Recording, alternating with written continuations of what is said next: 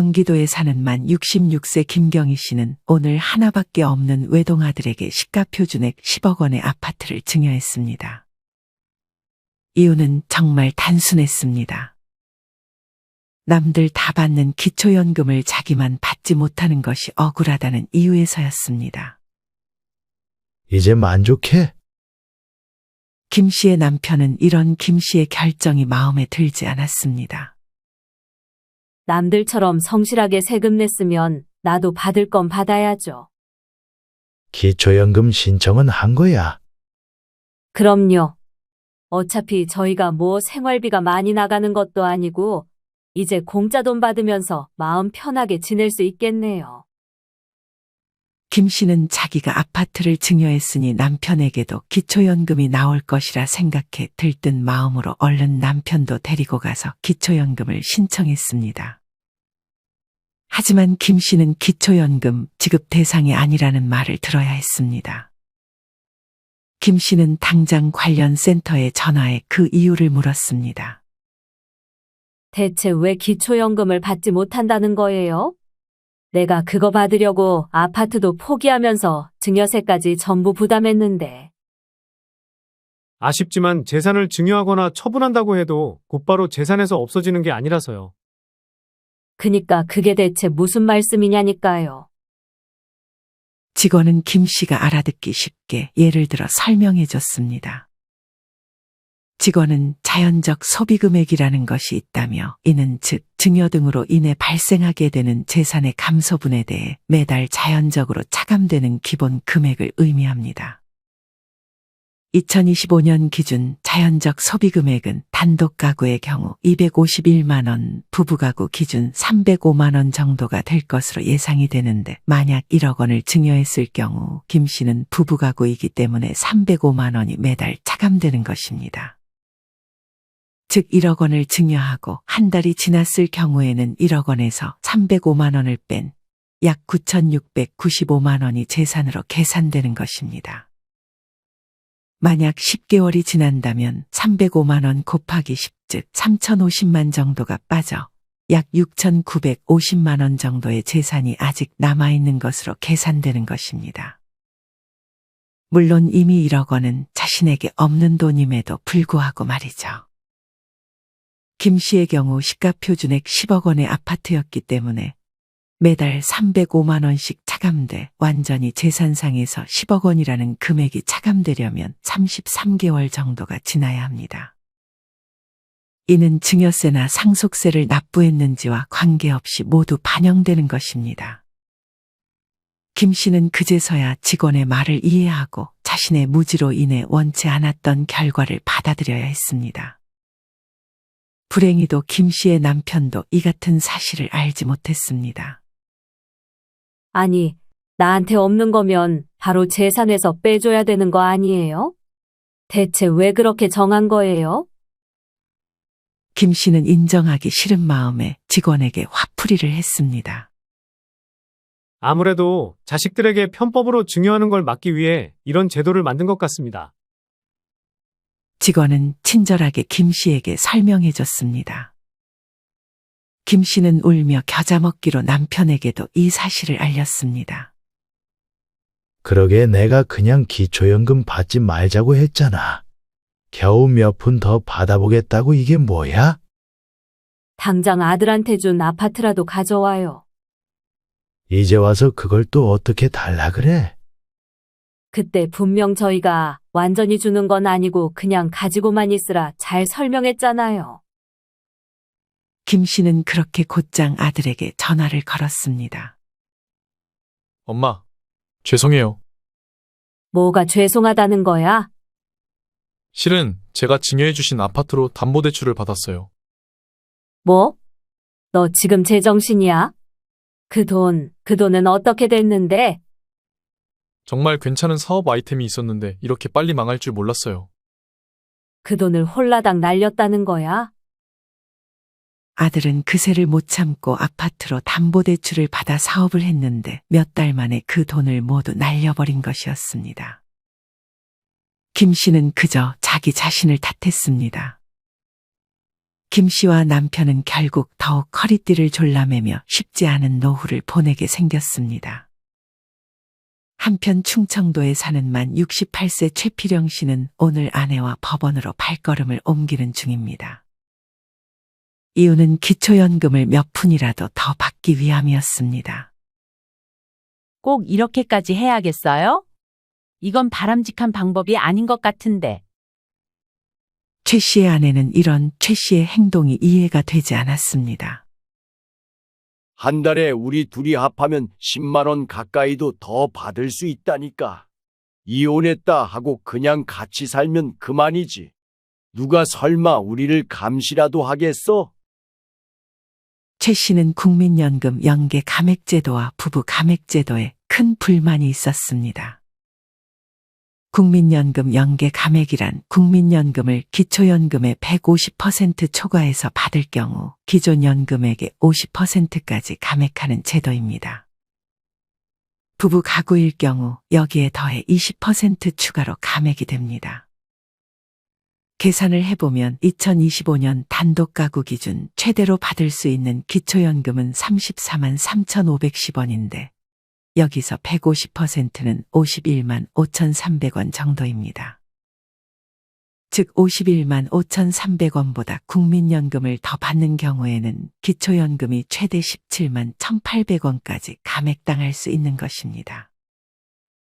최 씨와 아내는 공교롭게도 각각 100만 원 정도의 비슷한 국민연금을 받고 있었습니다.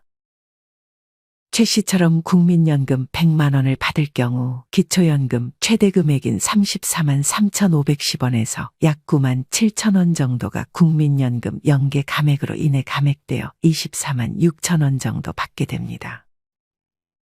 하지만 여기서 끝이 아닙니다. 부부가구의 경우 여기서 20% 추가 감액이 되어 24만 6천 원에서 20% 감액된, 즉 0.8을 곱해줘야 합니다. 그럼 최 씨는 한 달에 19만 7천 원 정도의 기초연금을 받게 되는 것입니다. 아내도 최 씨와 비슷하게 국민연금을 100만 원 정도 받기 때문에 아내도 원래 받을 기초연금에서 5만 원 정도 덜 받게 되는 것이었습니다. 부부 둘이 합해 총 한 달에 10만 원 정도 더 받아보겠다고 최 씨는 아내와 위장 이혼을 하러 법원을 찾은 것이었습니다. 최 씨는 그저 서류상만 이혼할 뿐 어차피 헤어질 생각은 없었기 때문에 손해보는 장사는 아니라고 생각했습니다. 최 씨는 자신이 잘못하는 게 아니라 나라가 위장이혼을 부추기고 있다며 나라 탓을 했습니다. 사실 최 씨처럼 기초연금을 더 받아보겠다고 위장이혼을 하는 것은 절대 바람직하지 않지만 크게 봤을 때 제도적으로 문제가 있다는 사실은 부인할 수 없는 것 같습니다. 여러분은 최 씨처럼 연금을 더 받기 위해 위장이혼을 하는 것에 대해 어떤 생각을 가지고 계신가요? 최 씨는 여기서 그치지 않고 외국인들에게 혜택을 주는 것도 비판했습니다. 외국에 살다 다시 들어온 노인들한테 대체 왜 우리의 아까운 세금을 줘야 하는 거야? 그 사람들이 우리나라에 어떤 기여를 했다고? 세금도 안 내거나 얼마 내지도 않는 사람들인데 말이야. 최 씨의 말처럼 우리나라에서 기초연금을 타는 복수국적을 가진 노인이 무려 5,699명이나 된다고 합니다. 이는 해마다 늘어 최근 10년 새 5배에 달하고 있습니다. 심지어 복수국적자에게 지급한 기초연금액이 2014년과 비교해 무려 9.3배로 급증했다고 합니다. 최 씨의 말도 이해가 갑니다. 사실 복수국적자들은 인생 대부분을 장기간 해외에서 지내며 국내에서는 세금을 거의 내지 않는 등 우리나라에서 실질적인 재정 기여도가 거의 없었기 때문입니다. 아직 우리나라는 세금을 부담하지 않았을 가능성이 높은 복수국적 노인이라 하더라도 소득 하위 70%라는 기준만 충족하면 그 어떤 제한도 없이 다른 국민들이 성실하게 낸 세금으로 기초연금을 지급했습니다.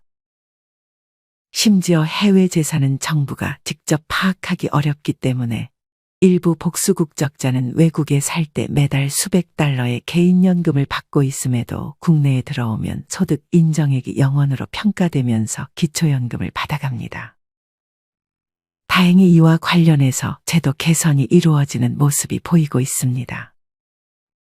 보건복지부에 따르면 65세 이상의 복수국적 노인이 국내로 들어와 기초연금을 받으려면 19세 이후 국내에서 5년 이상 살았는지를 확인하는 거주 요건을 추가하기로 했다고 합니다.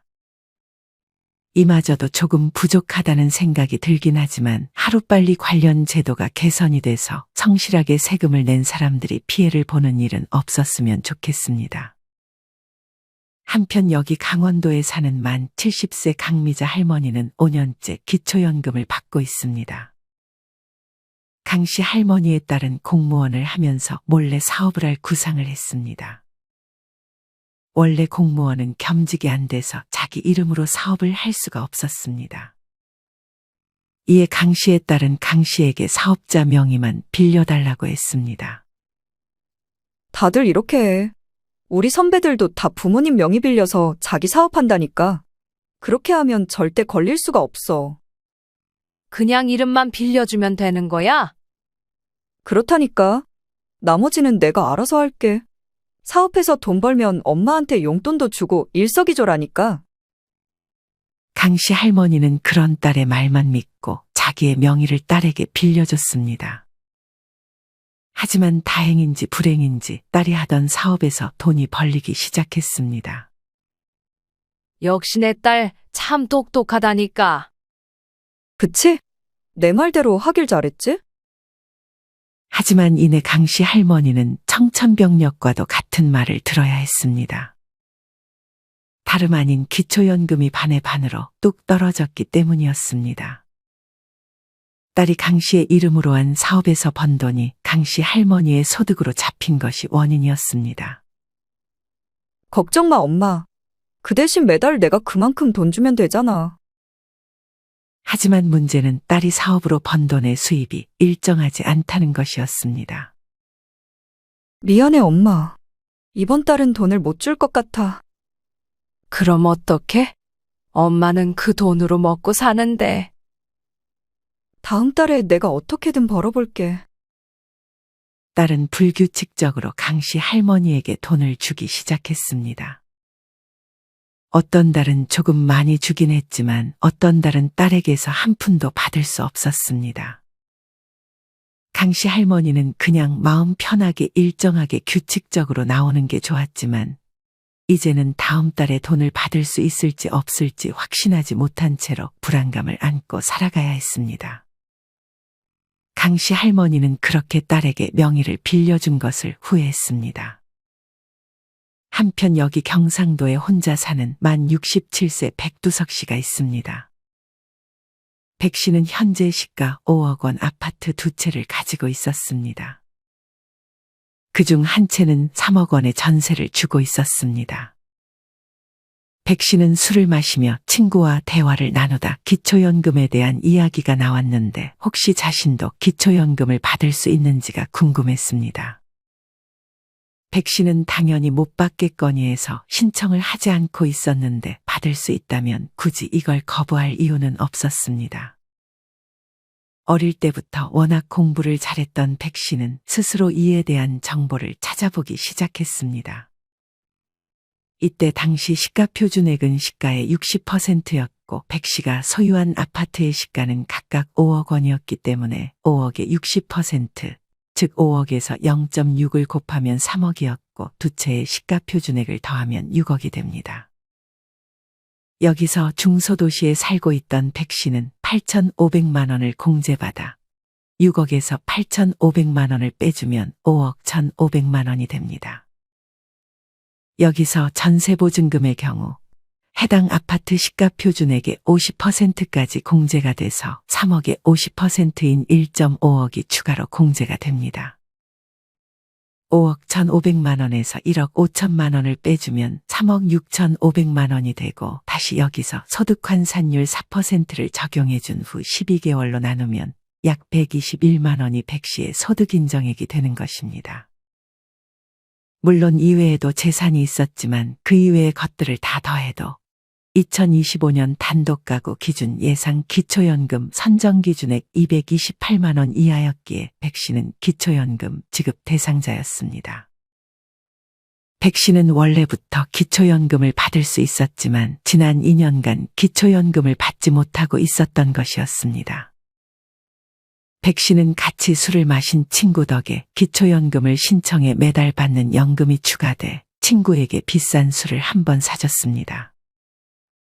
백 씨의 친구는 자기 아는 지인이 있다며 똑똑한 백 씨에게 자기 지인도 기초연금을 받을 수 있는지 물었습니다. 이후 친구의 전화에 친구의 지인 고 씨가 술자리에 얼굴을 비쳤습니다.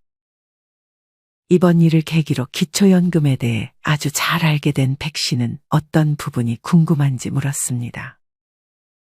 제가 기초연금을 지금 받고 있는데 돈 벌면 월급이 나오니까 그것 때문에 기초연금을 못 받게 되는 게 걱정이라서요. 만약 이래서 돈 버는 대신 기초연금 못 받게 되면 차라리 놀면서 기초연금 받으며 생활하는 게 낫지 않아요? 꼭 일을 한다고 기초연금을 못 받는 건 아니에요. 물론 근로소득도 소득인정액에 반영이 되는데 2025년 근로소득 기본공제는 아마 111만 원 정도가 될 것 같아요. 그만큼 공제를 받고 계산하는 거라 엄청 크게 깎이진 않을 거예요. 혹시 한 달만 일해도 그게 반영이 되나요? 근로소득 공제의 경우 3개월 이상 상시근로소득만 인정을 해요. 게다가 111만 원이 끝이 아니라 추가로 30%를 공제해 주니까 일을 해도 생각보다 크게 기초연금이 깎일 걱정은 안 하셔도 될 것 같아요. 무엇보다 일을 해서 기초연금 깎이는 것보다 일을 안 해서 얻는 단점이 훨씬 크다고 생각해요. 백 씨의 말대로 만약 3달 이상 180만 원의 월급을 받으면 180만 원에서 기본공제 111만 원 차감한 금액인 69만 원에서 다시 30%를 공제, 즉 0.7을 곱해주면 48만 3천 원이 소득인정액으로 계산되는 것이었습니다. 들어보니 예금이나 따로 집도 없으신 것 같으니까 그걸 다 더해도 그렇게 많이 깎이진 않을 것 같아요. 그냥 일하시는 게 더 좋아 보이네요. 감사합니다. 도움이 많이 됐습니다. 추가로 실업급여나 공공근로소득, 기초생활보장급여나 장애수당, 아동수당, 자활근로소득은 소득에 포함되지 않는다는 점 알고 계시면 좋을 것 같아요. 만약 나중에 산재급여를 받게 되면 그거는 소득의 100% 반영이 돼요. 친구의 지인은 많은 도움을 받았다며 자기가 대신 술값을 계산했습니다. 한편 이번에는 서울에 사는 만 71세 조영남 할아버지를 만나보겠습니다. 조 씨 할아버지는 매달 받는 기초연금이 아주 큰 힘이 되어주고 있습니다. 기초연금에 더해 물론 감액이 되긴 하지만 국민연금도 받고 있으니 씀씀이가 크지 않았던 조 씨에게는 아주 달콤했습니다. 조 씨는 이렇게만 평생 살면 여한이 없겠다고 생각했습니다. 그러던 어느 날 조 씨의 자식들이 조 씨의 생일 선물로 다 같이 전기차를 해주겠다고 했습니다. 전기차. 난 그냥 지금 타는 트럭으로도 만족하는데. 아버지 지금 차가 몇 년 된 차인데요. 너무 오래 타셨어요. 사고 나면 어쩌려고요. 전기차도 한번 타보고 싶어 하셨잖아요. 그래. 그럼 한번 타볼까? 조 씨는 마지못해 하는 척 자식들의 선물을 기쁜 마음으로 받았습니다. 하지만 불행히도 하반기에 실시되는 정기조사에서 조 씨가 소유한 전기차가 재산으로 잡히면서 조 씨는 기초연금을 더는 받을 수 없게 됐습니다. 차량가액 4천만 원이 넘는 차를 소유하면 가차없이 기초연금에서 탈락되는 제도가 있었기 때문이었습니다. 조 씨는 곧바로 자식에게 전화해 얼마 주고 차를 샀는지 물었습니다. 4천만 원이 넘었나? 한번 오빠한테 물어볼게요. 혹시 보조금은 뺀 금액이야? 보조금 포함하면 당연히 4천만 원이 넘겠네요. 사실 전기차의 경우 취등록세를 제외한 차량가액에서 전기차 보조금을 더한 것이 4천만 원을 넘기면 가차없이 기초연금에서 탈락하게 됩니다. 자신의 실수를 깨달은 딸은 부랴부랴 조 씨의 집으로 주소를 이전하고 명의를 변경했습니다. 하지만 상황은 더욱 악화됐습니다. 주소를 이전하는 과정에서 딸의 소득이 조 씨의 소득과 합산되면서 조 씨의 근로장려금 신청까지 불가능해진 것이었습니다. 설상가상으로 딸도 조 씨 밑으로 들어가면서 자녀 장려금 신청을 못하게 됐습니다. 결국 조 씨는 욕을 하며 전기차를 팔아버렸습니다. 이렇게 조 씨의 이야기처럼 전기차 한 대 때문에 연금이 한순간에 끊기는 것은 억울할 수 있을 것 같습니다. 정부에서는 친환경차로 전환하라고 국비까지 털어가며 보조금을 내주면서 정작 전기차를 사면 연금이 끊기는 상황이 이해가 되지 않는다는 의견도 많이 보이는 것 같습니다. 우리나라에서 판매되는 전기차 중 4천만 원 미만으로 판매되는 전기차는 거의 없기 때문에 더욱 이 부분에 대한 제도 개편이 필요할 것 같습니다. 한편 제주에 사는 만 65세 안전지향적인 성격의 부영필 씨는 따로 부동산이나 주식이 없고 예금만 3억 원을 보유 중이었습니다. 한평생 일을 하며 돈을 모았지만 결혼한 자식들을 도와주고 하다 보니 많다면 많고 적다면 적은 돈이 모였습니다. 부 씨는 일을 그만둔 상태에 따로 월세나 배당을 받는 것도 없었기에 이대로 가면 재산은 줄어들기만 할 것이라 생각해 기초연금을 받을 수 있는지 근처 동사무소에 가서 물었습니다. 동사무소 직원은 이것저것 찾는 척을 하더니 부 씨에게 기초연금을 못 받을 것 같다고 말했습니다. 하지만 뭔가 그 직원의 얼굴에는 확신이 없었습니다. 부 씨는 아들을 불러 5만 원을 주는 대신 알아보라고 시켰습니다. 아들은 계산하는 방법을 찾았는지 부 씨에게 곧장 보여줬습니다. 이 경우 먼저 부 씨가 보유한 예금 3억 원에서 기본 공제 금액인 2천만 원을 빼줘야 합니다. 그리고 공제 후 금액 2억 8천만 원에서 소득환산율 4%를 적용해주고 12개월로 나누면 약 93만 원이 부 씨의 소득 인정액으로 계산되는 것입니다. 하지만 예금의 경우 이게 끝이 아닙니다. 이자 소득에 대한 계산도 더해줘야 합니다. 부 씨의 경우 3.6%의 이자를 받았습니다. 3억 원의 이자 3.6%를 적용하면 1,080만 원이고 이것을 또 12개월로 나누면 90만 원이 부 씨가 받을 이자 소득에 대한 소득 인정액으로 계산되는 것입니다. 93만 원에서 90만 원을 더한 183만 원이 부 씨가 가진 예금 3억 원에 대한 총 소득 인정액이었고 이는 단독가구 기준 2025년 예상 기준금액인 228만 원 이하이기 때문에 부 씨도 기초연금을 받을 수 있었습니다. 참고로 이자소득의 경우 이자소득이 발생한 달이 속한 해에 다음해 4월부터 기초연금에 반영이 됩니다. 예를 들어 2024년 7월에 이자소득을 받았다면 내년 2025년 4월부터 이자소득에 대한 소득인정액이 반영되는 것입니다. 부 씨는 비록 소정의 금액이지만 그래도 한 번의 귀찮음만 감수하면 공짜로 돈을 받을 수 있었기에 귀찮음을 감수하고 기초연금 신청을 했습니다. 한편 부 씨의 친구 정교상 씨는 현재 생계급여를 받으며 생활하고 있었습니다. 정 씨는 가족이 없었고 부 씨와만 가끔 교류를 하고 있었습니다. 정 씨는 생계급여를 받는 자신도 기초연금을 받을 수 있는지 궁금해 부 씨에게 도움을 청했습니다. 부 씨는 아들에게 알아보는 김에 이 부분도 알아봐 달라고 부탁했습니다. 아들은 흔쾌히 관련 정보를 찾아줬습니다. 내년에 생계급여 76만 원을 받는다고 하셨죠? 이 경우에 기초연금을 받긴 받을 수 있는데 그만큼 생계급여에서 깎이는 것 같네요. 아들은 예를 들어가며 설명을 해줬습니다. 만약 내년도 생계급여 76만 원을 받는다고 가정했을 때 여기서 기초연금 34만 원을 받게 되면 20일에 지급되는 생계급여는 생계급여에서 기초연금이 차감되어 즉 76만 원 빼기 34만 원을 한 42만 원이 지급됩니다. 그리고 이후 기초연금이 지급되는 25일에 기초연금 34만 원이 지급되고 여기다가 기초연금 추가 금액 10%가 더해져 3만 4천 원이 더해진 37만 4천 원을 받게 되는 것입니다. 그럼 총 79만 4천 원을 받게 돼서 기존 생계 급여만 받았을 경우 받게 되는 76만 원보다 3만 4천 원 정도를 더 받게 되는 것이 됩니다. 여기서 기초연금 추가 금액의 경우 30에서 50%까지 늘어날 가능성도 있다고 하니 만약 늘어나면 이보다 더 많은 금액을 받을 수 있게 됩니다.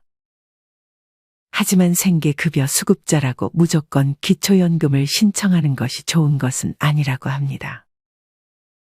수급자의 다른 소득 인정액이나 의료비 본인 부담금 등이 얼마나 나가는지에 따라 달라지기 때문에 이 부분은 정확히 계산해 보는 것이 중요합니다.